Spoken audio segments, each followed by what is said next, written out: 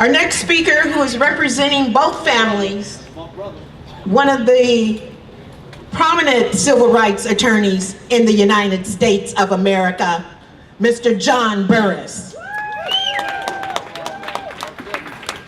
Thank you.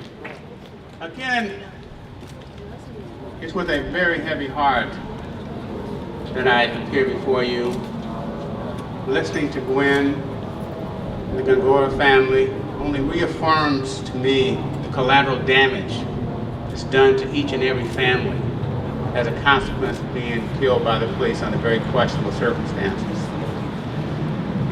And in this place, in reading the reports, knowing the evidence that as I know it to be, it was a profound lack of courage on the part of the district attorney's office to not give any credit whatsoever to the individuals involved and only see this from the intent, the general intent, if you will, or the subjective intent of the officers.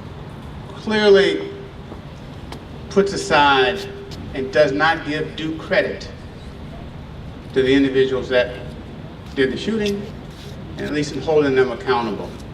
This is a case where the DA was wrong when he said there was no evidence to support a criminal conviction.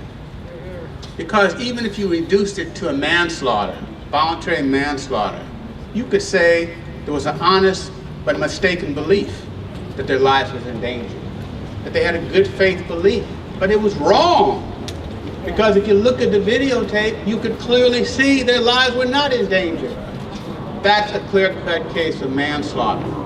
And the DA didn't even have the heart and the courage to discuss it and give us some indication that yes, they considered the fact that the officers, even if they acted in good faith, clearly were wrong.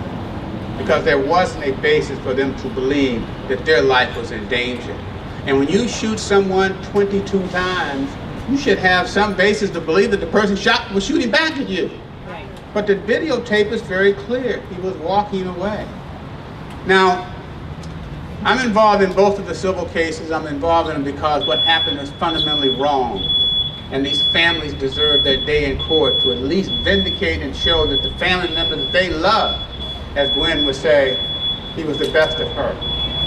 Or as Góngora family would say how much they loved their husband and their brother as he was a supportive member of their community who sent money and funds back to the family to take care of him.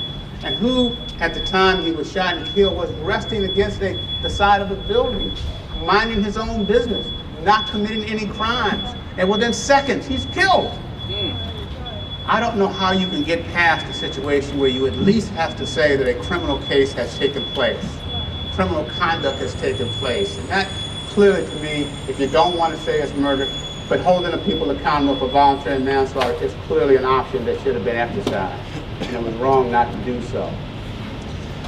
Now we are placed in a position of asking them to go back, but at the same time, you know, a decision has been made. I believe that this is the type of case that the State Attorney General should take a look at. I have sent cases to him previously. He has taken a very close look at them.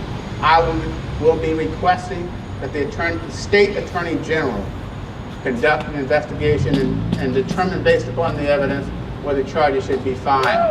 That's right. Now, I will say this, and I probably have had some communications with the United States Attorney General, but since Sessions has been involved, I have no real hope that anything like that can happen. But there has to be a basis upon which we do not have to accept this decision. That's right. There has to be something else can be done. And granted, the DA has spoken in this county. That may be that this district attorney made a wrong decision, and maybe the next DA will make a better decision. Who knows? That's coming up. But from my point of view, the families here are suffering a great deal, and justice to them was not and has not been served. The lack of courage on the part of the district attorney's office has sent a clear message to us, like it has been sent around the country in various other police departments and various other attorney generals and DA offices. There can be no real justice if you look at the district attorney's office for justice. And that, unfortunately, is wrong. So from my point of view, I'm going to continue vigorously with the civil cases that I have. That doesn't bring real justice in the sense because it doesn't really hold the officers accountable. They don't really have to pay, you know. They kind of get a free attorney, free everything, and not held accountable. The only way that could be made possible if there's some criminal sanctions. But as long as there's no criminal punishment to pay, you are basically sanctioning this conduct for future officers to engage in the same and similar conduct.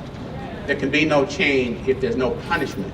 There has to be some punishment now for these officers to know and for other officers to know that we're not going to stand by and allow this to happen. So I appreciate everyone's coming out here. I appreciate and feel the pain of the families. And this is what we see every day. And that should not be the case. The families ought not have to bear that pain alone.